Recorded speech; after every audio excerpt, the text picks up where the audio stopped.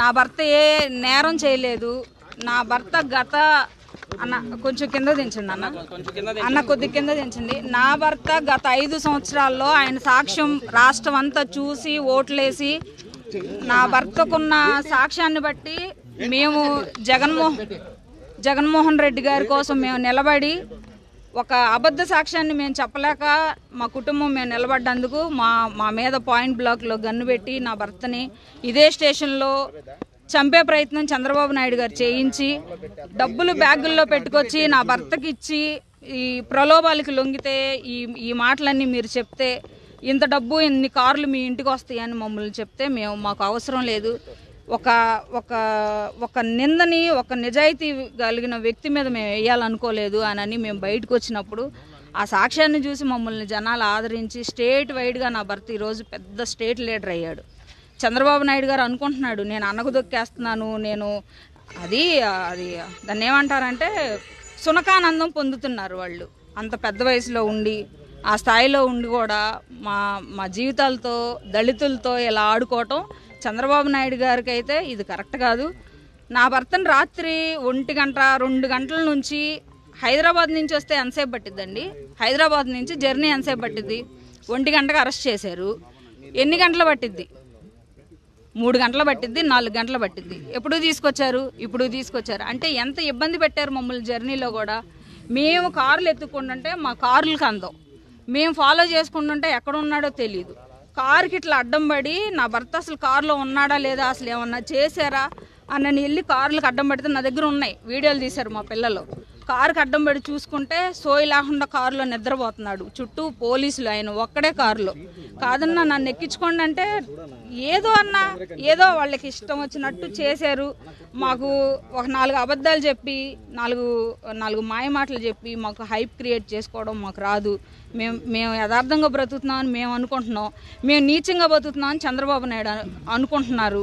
చంద్రబాబు నాయుడు గారికి మేము బతుకుతున్న బతికేంటో ఆయనకి తెలియాలి కాబట్టి మీ అందరి సమక్షంలో ఆయన్నే చెప్పమానండి, ఆయన్నే చూపిమానండి నా భర్త తప్పేం చేశాడు. మరి మాకు కూడా తెలియట్లా ఆ తప్పులేంటో మీ అందరి సమక్షంలో ఆయన్నే చెప్తే మేము కూడా వింటాం, రాష్ట్ర ప్రజలు కూడా వింటారు.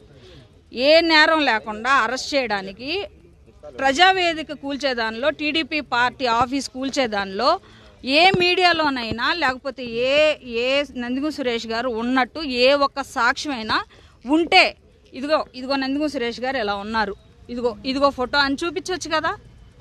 ఎలా అరెస్ట్ చేస్తారు మీరు అనుమానాలతో? అంటే నా భర్త ప్రెస్ మీట్లు గట్టిగా మాట్లాడాడు, మిమ్మల్ని గట్టిగా మీ మీ బాగోతాలన్నీ కడిగి పారేశాడు 5 ఏళ్ళని మీ అక్కస్ని ఎల్లబోసి ఇలా నా భర్తను టార్గెట్ చేశారు. అది మీకు తెలీదా? అది మీ అందరికీ తెలియట్లేదా? మీ అందరికీ తెలుసు. ఇది పర్సనల్గా రాజకీయ కక్షపూరితంగానే నా భర్తని అరెస్ట్ చేశారు. ఈ స్టేషన్లో నా భర్తకి ఏదన్నా జరిగితే ఈ రోజు వరకు తను చాలా హెల్దీగా లోపలికి వెళ్ళారు, చాలా చాలా యాక్టివ్గా ఉన్నారు. ఏ చిన్న ఇబ్బంది ఉండి ఆయన బయటకు వచ్చినా సరే నేను చంద్రబాబు నాయుడు మీద హైకోర్టుకు కాదు సుప్రీంకోర్టుకు కూడా వెళ్ళి నేను చంద్రబాబు నాయుడు మీదే కేసు పెడతాను. అది ఉందంటే సర్జరీ చేయాలి, టైం పట్టిద్ది అన్నారు. అది చిన్న పెయిన్ కిల్లర్స్ ఇచ్చారు, అవే తీసుకొని వచ్చాం. కారులో ఉన్నాయి, ఆ పెయిన్ కిల్లర్స్ కూడా ఉన్నాయి, మెడిసిన్ కూడా మాతోనే ఉంది, చూసుకోండి. నేనైతే అన్నా అవునంటే అవును, కాదంటే కాదు. అబద్ధం అయితే మేము చెప్పం, మా నోటికి రాదు. మీరు ఎన్ని చెప్పించాలని చూసినా, లోపల పోలీసులు నా భర్తను ఎన్ని చెప్పించాలని చూసినా మా అబద్ధాలు రావు. చంద్రబాబు నాయుడు నా భర్తను టార్గెట్ చేశాడు. ఏం చేయాలనుకుంటున్నాడో చేయనండి. నా భర్తకి ఏదన్నా జరిగిన మరుక్షణంలో రాష్ట్రంలో ఉన్న ప్రతి ఒక్క దళితుడు రోడ్డెక్కి నోరు తెరుస్తారు. 5 years రాష్ట్రాన్ని ఏం చేయాలని ఈ రకంగా ఈయన పాలించి ఈ రకంగా వచ్చి 100 రోజులు కాలేదు. సూపర్ 6లు ఏమైపోయినాయో, అబద్ధాలు హామీలు ఇచ్చి నువ్వు గెలిచి నువ్వు రాష్ట్రాన్ని భ్రష్టు పట్టి సృష్టి విలయతాండం చేస్తుంది. నీకు సహకరించట్లా, సృష్టి నీకు సహకరించట్లా. ఆ రకంగా విజయవాడ అంతా కొట్టుకుపోయి తిండి తిప్పలు లేకుండా నువ్వు సరిగ్గా కుర్చీలో మనశ్శాంతిగా కూర్చోలేని జీవితం అయిపోయింది నీది. ఎందుకు మాలాంటి వాళ్ళ కన్నీళ్ళు నువ్వు ఒళ్ళో వేసుకుంటే ఇలానే ఉంటుంది. 5 ఏళ్ళు మా కన్నీళ్ళు ఒళ్ళో పట్టుకొని ఉంచుకో. ఈ 5 ఏళ్ళు కూడా నీకు మేము బలహీనం అవ్వచ్చు, కానీ సృష్టి సమాధానం చెప్పిద్ది, భగవంతుడు సమాధానం చెబుతాడు, మా కన్నీళ్ళు సమాధానం చెప్తాయి. అది మాత్రం నిజం. నా భర్త ఏ నేరం చేయలేదు. నా భర్త గత అన్న కొంచెం కింద దించండి అన్న కొద్ది కింద దించండి. నా భర్త గత 5 సంవత్సరాల్లో ఆయన సాక్ష్యం రాష్ట్రం అంతా చూసి ఓట్లేసి నా భర్తకున్న సాక్ష్యాన్ని బట్టి మేము జగన్మోహన్ రెడ్డి గారి కోసం మేము నిలబడి ఒక అబద్ధ సాక్ష్యాన్ని మేము చెప్పలేక మా కుటుంబం మేము నిలబడ్డందుకు మా మీద పాయింట్ బ్లాక్లో గన్ను పెట్టి నా భర్తని ఇదే స్టేషన్లో చంపే ప్రయత్నం చంద్రబాబు నాయుడు గారు చేయించి డబ్బులు బ్యాగుల్లో పెట్టుకొచ్చి నా భర్తకి ఇచ్చి ఈ ప్రలోభాలకి లొంగితే ఈ మాటలన్నీ మీరు చెప్తే ఇంత డబ్బు ఇన్ని కార్లు మీ ఇంటికి వస్తాయని మమ్మల్ని చెప్తే మాకు అవసరం లేదు. ఒక నిందని ఒక నిజాయితీ కలిగిన వ్యక్తి మీద మేము వేయాలనుకోలేదు అని మేము బయటకు వచ్చినప్పుడు ఆ సాక్ష్యాన్ని చూసి మమ్మల్ని జనాలు ఆదరించి స్టేట్ వైడ్గా నా భర్త ఈరోజు పెద్ద స్టేట్ లీడర్ అయ్యాడు. చంద్రబాబు నాయుడు గారు అనుకుంటున్నాడు నేను అన్నకు దొక్కేస్తున్నాను, నేను అది దాన్ని ఏమంటారంటే సునకానందం పొందుతున్నారు వాళ్ళు. అంత పెద్ద వయసులో ఉండి ఆ స్థాయిలో ఉండి కూడా మా జీవితాలతో దళితులతో ఇలా ఆడుకోవటం చంద్రబాబు నాయుడు గారికి అయితే ఇది కరెక్ట్ కాదు. నా భర్తను రాత్రి 1 గంట 2 గంటల నుంచి హైదరాబాద్ నుంచి వస్తే ఎంతసేపు పట్టిద్దండి? హైదరాబాద్ నుంచి జర్నీ ఎంతసేపు పట్టిద్ది? 1 గంటకు అరెస్ట్ చేశారు. ఎన్ని గంటలు పట్టిద్ది? 3 గంటలు పట్టిద్ది, 4 గంటలు పట్టిద్ది. ఎప్పుడు తీసుకొచ్చారు? ఇప్పుడు తీసుకొచ్చారు. అంటే ఎంత ఇబ్బంది పెట్టారు మమ్మల్ని జర్నీలో కూడా. మేము కార్లు ఎత్తుకుంటుంటే మా కార్లకు అందం, మేము ఫాలో చేసుకుంటుంటే ఎక్కడ ఉన్నాడో తెలియదు. కారుకి ఇట్లా అడ్డం పడి నా భర్త అసలు కారులో ఉన్నాడా లేదా, అసలు ఏమన్నా చేశారా అని వెళ్ళి కార్లకు అడ్డం పడితే నా దగ్గర ఉన్నాయి వీడియోలు తీశారు మా పిల్లలు. కారుకి అడ్డం పడి చూసుకుంటే సోయి లేకుండా కారులో నిద్రపోతున్నాడు, చుట్టూ పోలీసులు, ఆయన ఒక్కడే కారులో. కాదన్నా నన్ను ఎక్కించుకోండి అంటే ఏదో వాళ్ళకి ఇష్టం వచ్చినట్టు చేశారు. మాకు ఒక 4 అబద్ధాలు చెప్పి 4 మాయ మాటలు చెప్పి మాకు హైప్ క్రియేట్ చేసుకోవడం మాకు రాదు. మేము యథార్థంగా బ్రతుకుతున్నామని మేము అనుకుంటున్నాం, మేము నీచంగా బతుకుతున్నామని చంద్రబాబు నాయుడు అనుకుంటున్నారు.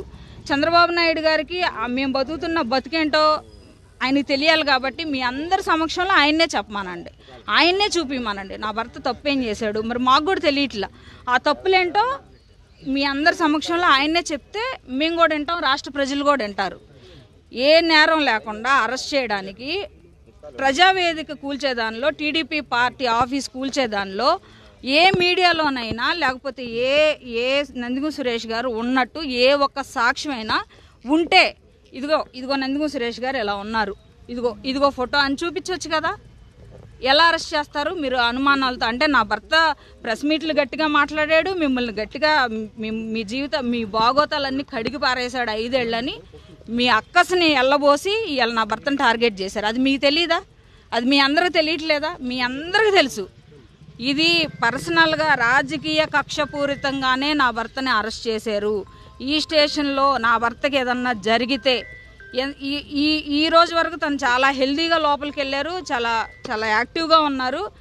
ఏ చిన్న ఇబ్బంది ఉండి ఆయన బయటికి వచ్చినా సరే నేను చంద్రబాబు నాయుడు మీద హైకోర్టుకు కాదు సుప్రీంకోర్టుకు కూడా వెళ్ళి నేను చంద్రబాబు నాయుడు మీదే కేసు పెడతాను.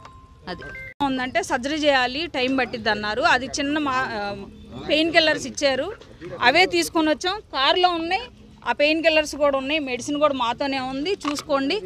నేనైతే అవునంటే అవును, కాదంటే కాదు, అబద్ధం అయితే మేము చెప్పం, మా నోటికి రాదు. మీరు ఎన్ని చెప్పించాలని చూసినా, లోపల పోలీసులు నా భర్తను ఎన్ని చెప్పించాలని చూసినా మా అబద్ధాలు రావు.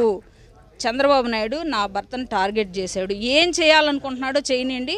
నా భర్తకి ఏదన్నా జరిగిన మరుక్షణంలో రాష్ట్రంలో ఉన్న ప్రతి ఒక్క దళితుడు రోడ్డెక్కి నోరు తెరుతారు. 5 years రాష్ట్రాన్ని ఏం చేయాలని ఈ రకంగా ఈయన పాలించి ఈ రకంగా వచ్చి 100 రోజులు కాలేదు, సూపర్ 6లు ఏమైపోయినాయో, అబద్ధాలు హామీలు ఇచ్చి నువ్వు గెలిచి నువ్వు రాష్ట్రాన్ని భ్రష్టు పట్టి సృష్టి విలయతాండం చేస్తుంది, నీకు సహకరించట్లా, సృష్టే నీకు సహకరించట్లా.